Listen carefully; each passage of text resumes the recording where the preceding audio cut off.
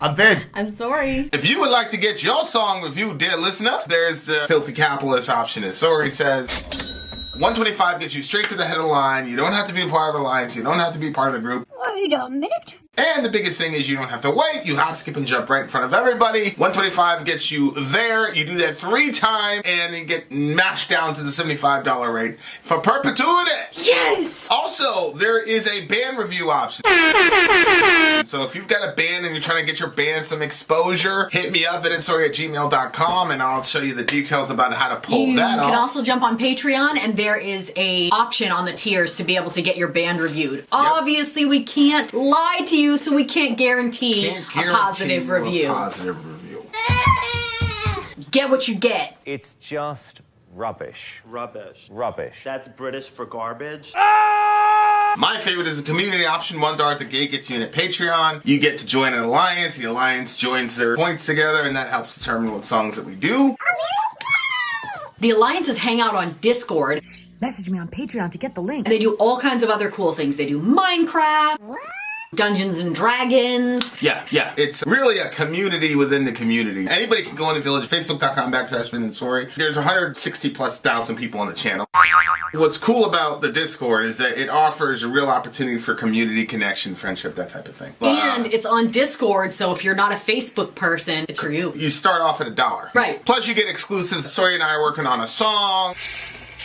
So the first 15 seconds of that was on Patreon. Also, at $15 tier and above, when we actually debut the video, they're going to be there live with us. There you are, dear listener. Buy our merch. Buy our merch. And a child shall lead them to buy our merch. We've got some pretty cool stuff coming down the pike for that as well. If you want to be part we do. of another conversation, it's Middle America. I've got a channel called Middle America Vin and Sori. Sori's on there. DL Beluga's on there. DL Beluga's little brother's on there. We talk about everything from Animal Farm to Jimmy Dore to whatever. So check that out. But right now, we are in the midst, dear listener, of what we call a DJ stream, fire stream, whatever, where one villager gets to man the 1 and 2s or woman the 1 and 2s. Now, the 1 and 2s, dear listener, since you guys are not up on hip hop culture, are the turntables, turntable 1, turntable 2s. You know what I'm saying? So the big homie Tony, the Lone Rider, is on the 1 and 2s right now. Mm-hmm. The first song up is from the band Ra, which is interesting. We're speculating as to whether or not it's named after the sun god Ra or Ray, depending on your pronunciation. Who knows? Either way, it's called Waste of Space. So yes. Very encouraging. Waste of Space. I feel very happy. By the band Raw. Let's go. Weird.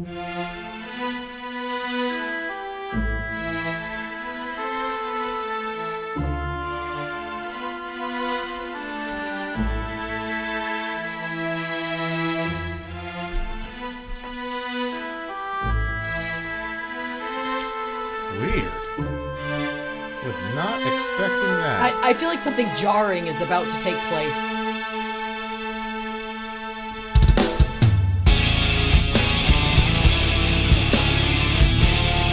Turn it up.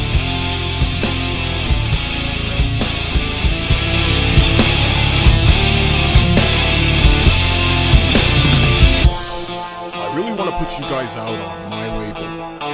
I totally understand where you're coming from, and I'd never do anything that hurts your careers. We're gonna spend big money on you guys. Big money. It wasn't meant to be, this thing with you and me. It took a year to figure out how much you lied to me. I never understood how much you've gone insane. You must have told yourself 1,000 times I am to blame. With every single thought, with every single word, I disassembled every piece of crap from you I heard. It couldn't hit me at a better time than this. You're at the top of my wanted list. You waste of space. I'll never ever let you live this down. Everyone knows how worthless your intentions are to me. I don't understand what happened. I mean, I personally deposited the money into your account. It's in there. Did you check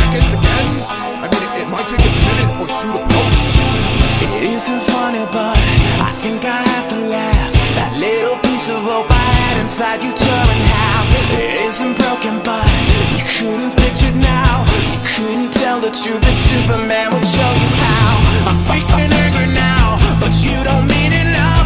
Tomorrow's yesterday will turn your memory to dust. I like the way that sounds, I like the way it feels. To take away from those who stay. You waste of space, I'll never ever let you live this down.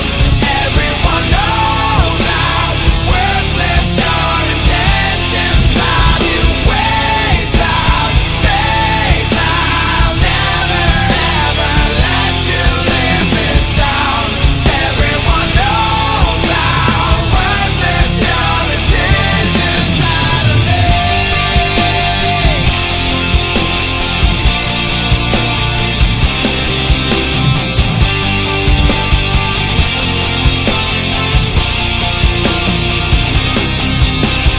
I broke down, fell asleep against my sorrow. No more reasons left to try. You walked in with a reason to rekindle. I thought I could touch the sky, and then you lied, and then you lied. Oh yes, you lied.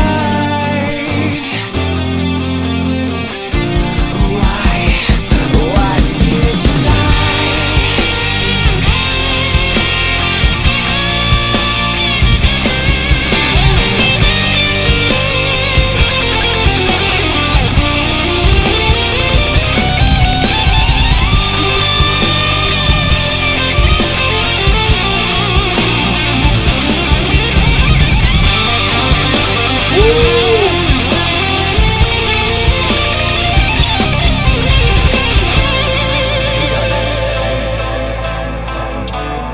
It looks like our investors are backing out. I know we already put your record out, Damn.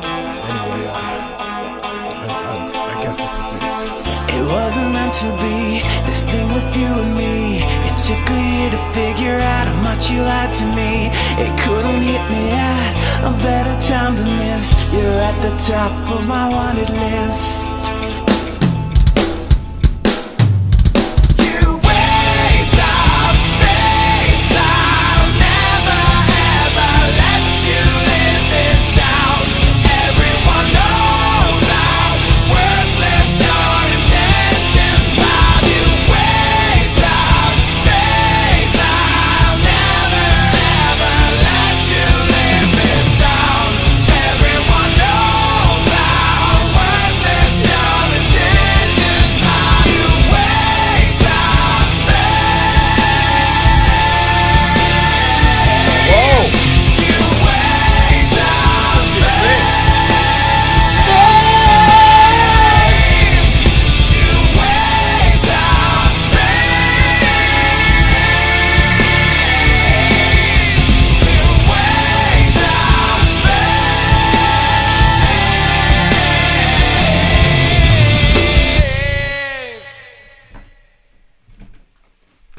Oh boy. Whoa. Well, that one didn't really leave a lot to the imagination as far as what he was talking about, because Right. he had the spoken word Right. of the scummy record label guy. Yeah. If there wasn't the spoken word in there, I would have thought it was a relationship song. Surprise. Well, you know, he used that kind of language though. It wasn't meant to be this thing with you and me. Yeah. It took a year to figure out how much you lied to me, blah blah blah. That must be that's a big thing with that Tasco said that I agree with. This song is catchy as hell. Oh yeah. Like I 100%. it's like very hard like not to keep re-singing that. Shout out to Queen Yeah, Vampire. exactly.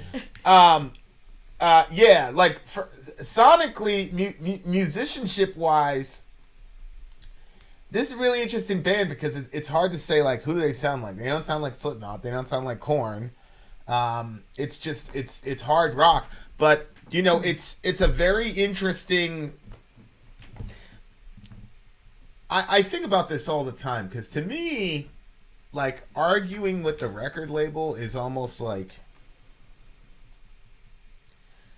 it's almost damn near impossible for your audience to relate specifically to that issue because most of us are not going to be dealing with crooked record labels, etc., etc.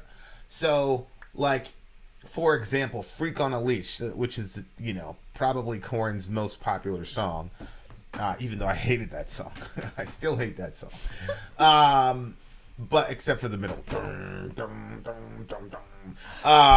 But, like, I remember when I first heard what the song was about, and, you know, it's about him being on the record label and them, like, trying to, you know, stifle hence he was a freak on a leash.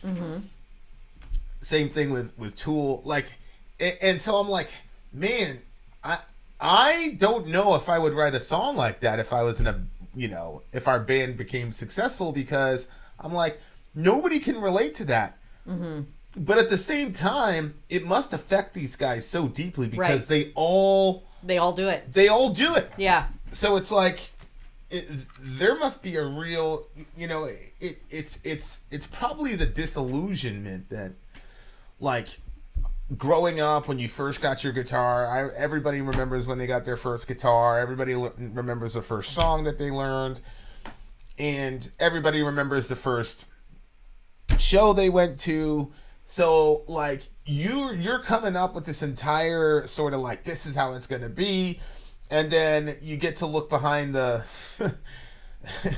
to see how the burgers are actually made, and I think it's a moment of disillusionment that I think a lot of these guys have a hard time transitioning to. You know, like handling that and all that, because that's obviously what was going on in the mind of the singer. But yeah, so I thought it was a pretty risky thing to do, to make it that explicit, where you had the scummy manager, you know, starting off with the lies and then not giving them the money, and then, you know, it descends into craziness. I was just listening yesterday to one of Tupac's old homies, and they were talking about Suge Knight. He was kind of like the manager type of guy, but these are hood gangster guys, right? So, like, for example, Suge took MC Hammer and hung him upside down, like, to get literally? him. Yeah, literally outside of a building. Like, they hung him upside down. Oh my gosh. Yeah, to get him to release some masters or something like that. Like, the music industry is wait a minute. Wait, are you talking about that was, who hung who? Suge Knight and a bunch of his goons rolled up on Vanilla Ice and, like, jammed him up and, like, hung him out. What is their relationship? They had no relationship, but Suge was working for, I forgot what the record, I think it was like Sony or something like that. And Vanilla Ice didn't have, you know, he had like these masters and all the rest of it. So the masters are like, that's who gets to make the majority of the money from the whatever. Okay. And so, like, Michael Jackson, like, he bought a bunch of the Beatles masters, for example. Like, okay. Yeah. So you know, Vanilla Ice had it, the record label wanted it, he didn't want to give it up for obvious reasons. So Suge went up and with his boys and jammed him up and then, like, hung him outside, like, his window until he said, okay, like, I'll give up the masters. So, like, yeah. So I was listening to Napoleon, because Napoleon was he was in the Outlaws with Tupac, and they were like, yo, Suge, you got to let us out this contract, bro. And Suge was like, nah, man, I'm not letting y'all out the contract. What's wrong with y'all? And so and the guy's a Muslim, so, like, he was kind of like stuttering about it, but he was like, so, you know, I'm the type of individual where I need to go. And so he's strapped up, him and his boys strapped up, and they went to Suge to confront him, but they had to come with guns. Like, so my point is these record label battles and things like that, like, they're serious. Like, on the hood side, when the hood guys interface with that stuff, like, people die, or you know, or people get strapped up. But, you know, in metal, it's a little bit different. You know what I'm saying? Like, people are generally not gonna hang you over the side of a building. But it's obviously extremely frustrating it's a very interesting relationship between the record label and the artist, because on the one hand, the artist loves the kickback. he loves the fame, loves the fortune, loves the whole 9 yards, but hates all the things that get him the fame and fortune. Like, they don't like the media, they don't like getting chased down at Walmart. They're mad at the label for like capitalism interfering with their art, but simultaneous to that, they also love everything that comes with that. So it's a very interesting. I mean, that's life, though, right? Well, yeah, exactly. One thing that I would kind of point out with it is that when they're talking, it seems like, they're super frustrated with the label, and the label had all the power basically in their corner at this point. And I think that I just love the feeling of like somebody who has monopolies, like the power shifting. So before, you were completely reliant on the record labels, and the record labels could basically be dicks, and there's nothing you could do about it. And so I think that when you look at this, to me, this type of song is going to die out because we've got YouTube, we've got people are promoting themselves and overstepping the record labels. And we say it all the time, like, we review a song, and the way that we review a song, for the most part, I think that we play the song straight through, so that way we can give credit to the artist and listen to what their art was in all its glory without having all those breaks and stuff. And then we take the time to break down the lyrics that they write. And I think that for any artist, that this type of art that we create from their art is actually super meaningful, and I would think that they actually really like it, but yet we get copyright strikes, so we can't make any money off it. And to me, it's like, okay, this is coming from the record label, which it says, this is coming from the record label, and the record label is like a dying thing, and this is a way that they're surprised you're getting money from YouTube, so they're still getting a little kickback, but this is something that's dying out.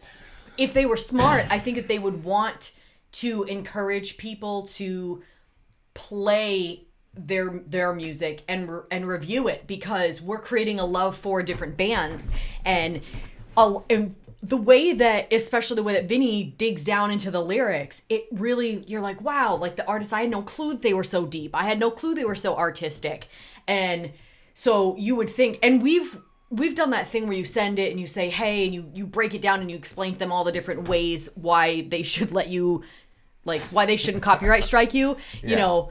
And like, it was like this nice little beautifully written write-up that we sent to them. They're like, nope. So I just think that they're used to being a certain way, and they haven't like come up with the times where they have to change their game, because if not, people are just going to go to YouTube or to whatever else, and they're going to promote themselves, and they're going to overstep the Well, I mean, SoundCloud really changed the game. I mean, now every single time I listen to a DJ Vlad interview, all the rappers started on SoundCloud. So it's really interesting, because rap is the kind of genre where you can really do that with. I think it's harder to get a distribution deal now, or to get your music out there now as a band versus rappers. Because, I mean, with rappers, all you have to do is buy a beat, so all the production side is already done, write some lyrics, and then get your friends to copy and paste. Right. And if it takes, and there's a million spins, I mean, there are record labels that all they do is they hang out on Spotify and SoundCloud, and anytime a kid gets a million views, they immediately hit him up and get him a record deal and shoot a video.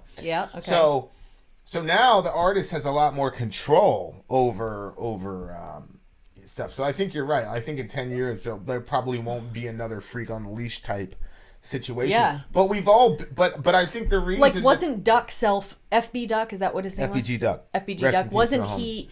Wasn't he self-promoted? Yeah, they all were. And then Vaughn as well? Vaughn, all of them. They all did it first, and then they got their own label.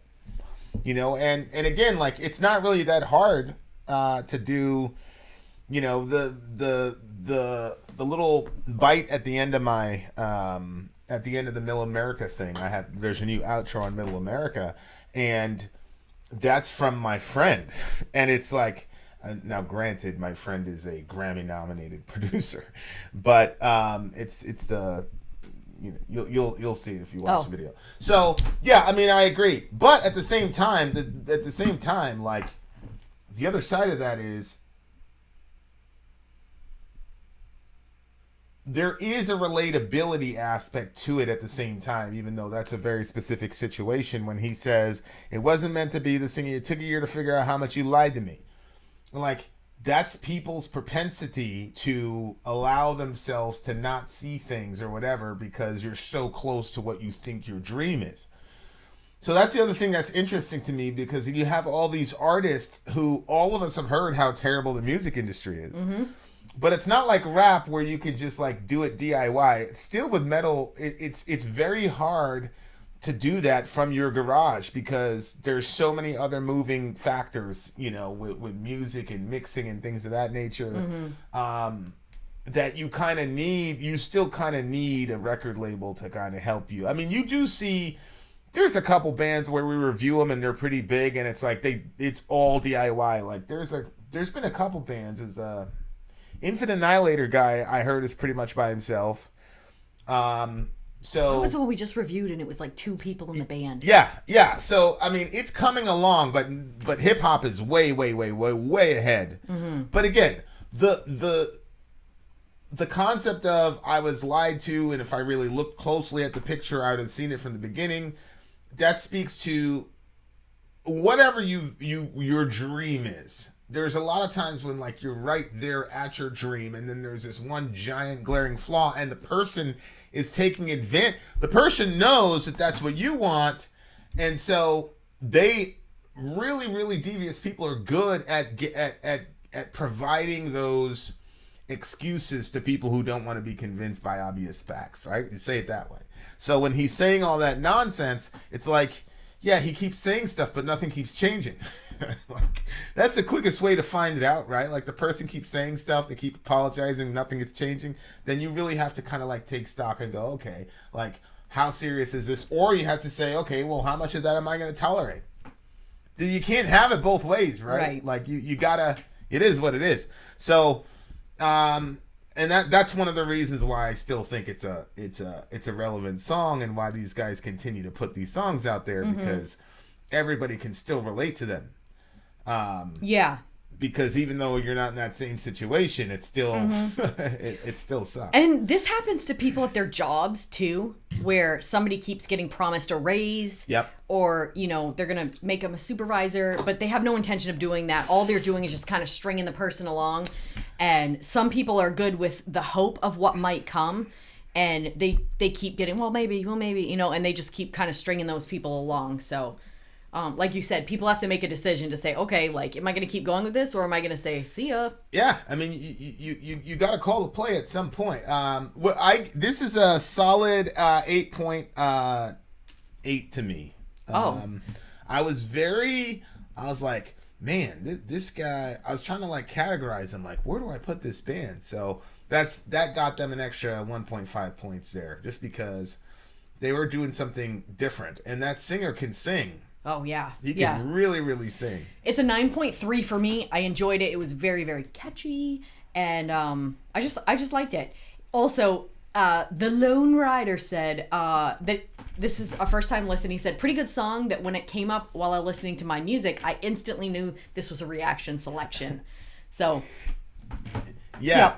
And the other thing about, and this is not for everybody on DJ Stream, so don't feel like you have to do this, but he's got an order of it, so there's like a method to the madness. Again, we're not going to hold you to DJ Tony, the Lone Rider's standards, but it is pretty cool because it gives you a little bit more insight into his mindset. So there you are, dear listener. All those in the audience are going to stick around because we're going to do song 2. You, dear listener, who were not in this fire streamer, probably going to have to wait 11 hours. Let's see, 11... then 7, so about 8 hours to hear the next one. That's what you get for not being on the live stream. And you're going to say, well, Vin, you never announced when the live stream was. That's true. And I really have no response to that, so I'm just going to say... no, that's why you have to be proactive and subscribe and join our little group, so that way you can hear when the next live stream is. When we go live, we tell you, we're going live. There you are, dear listener. All right. Vin out. Sori out. Gone.